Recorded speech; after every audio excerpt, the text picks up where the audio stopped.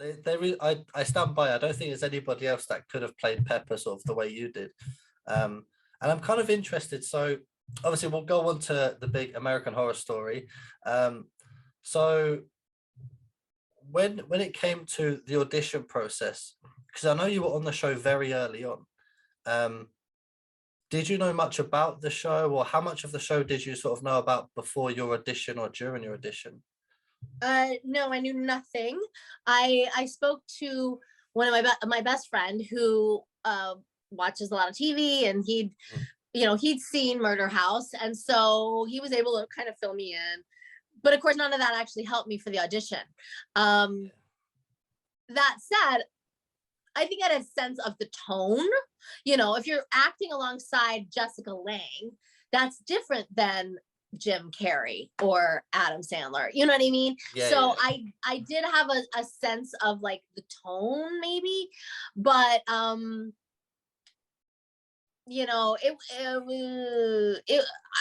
didn't have a lot of info going in. Even as to what the character was, like the breakdown, and that is pretty much like a couple line sort of description that goes out to all the agents and managers in Hollywood, letting them know what American Horror Story is looking for.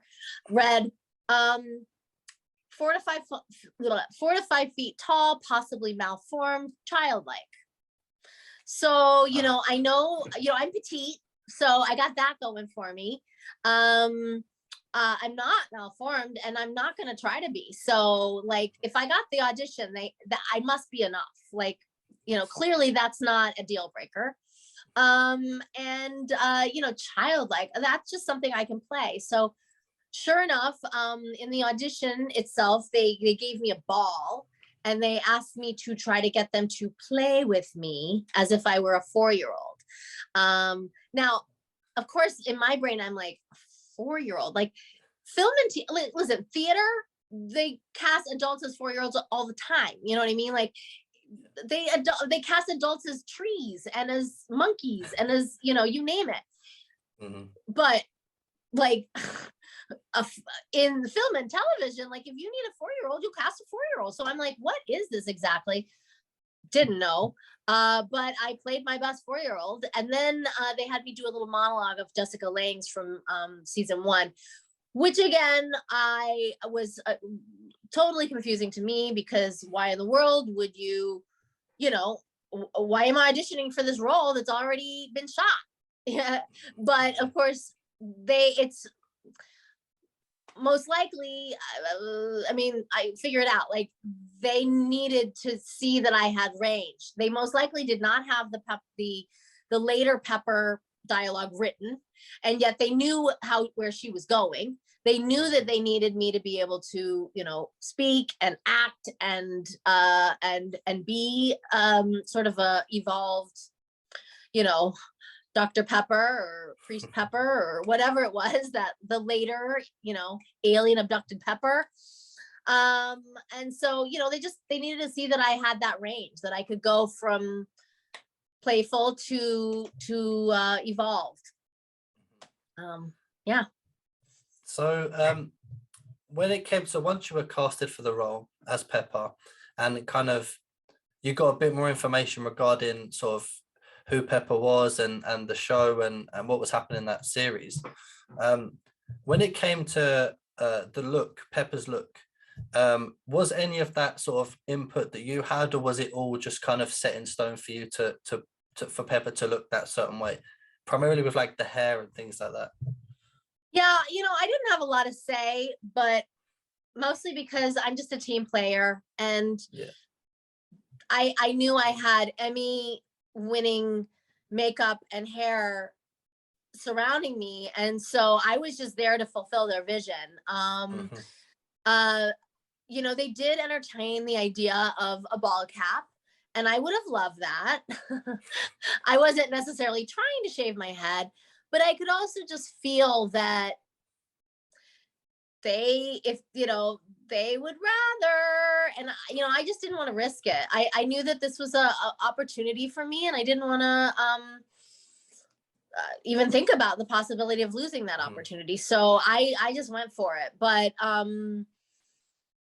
and again, I guess I'm not Jessica Lange. Like, I didn't feel like I had that kind of say. Obviously, had something like hurt me, they would have adjusted it, but it didn't. Yeah. Like, and yeah, I mean, a lot of it is just kind of knowing your place. And my place at the time was being a yes man, and I'm that way anyway. Every season's like a completely different story and a different almost taste and style. With your seasons, they're very creepy, eerie seasons. I think at times they might have been a bit like tough to watch. Those seasons, and I think they're very powerful. What was it like actually filming those seasons, and what was it like sort of behind the scene? Did it kind of feel as serious and eerie as it kind of looked on camera? Yes and no. I mean, I am the comic relief of the asylum, without a doubt. I mean, Ryan Murphy even said as much at one point. I think he called me the comic relief. And even then, I remember always like running into producers in the hallway saying, "Oh my God, you're hilarious in tonight's episode." And I was like, "It's not a comedy, but okay. Thank you." I think that, so for me personally, it wasn't that dark because I was just having fun. And people were having fun with me. Like, I remember some of the crew actually saying to me like, "Pull my finger," and it's like, I was like, "Is this how you act around like people that are a little different?" Like, because I'm like, you do realize underneath all this makeup, I'm just a woman. I'm like 40 something normal person, and like, you probably wouldn't walk up to me and be like, "Pull my finger," but okay. So yeah, I mean, there's no doubt that I was kind of I don't want to say class clown, because I wasn't clowning. I mean, I wasn't like pranking people or anything. I mean, I'm very serious. Like, when they call action, we're on. Like, it's a business, and we take it seriously. But my role is very playful, and therefore, I was probably having the most fun of everyone. I do remember when I came back as after the aliens, I remember the makeup people saying like, "Oh, you're not as fun as you were," and I was like, "Well, yeah, I'm not here to entertain you. Like, I've got monologues to like deliver. I've got to like have my thinking cap on. Like, yeah, I mean, I was fun then because Pepper was fun. Now Pepper's got her head screwed on straight, and so must I." Yeah. So, yeah, I mean, I think it's just your perception according to the lens that you're wearing at the time, and so maybe Sarah Paulson, who was let's face it, locked in a creepy Dr. What's his name, Thredson's basement, like bawling her eyes out, might have a different like perception of the season. I was playing with string, and so what's not to love about that?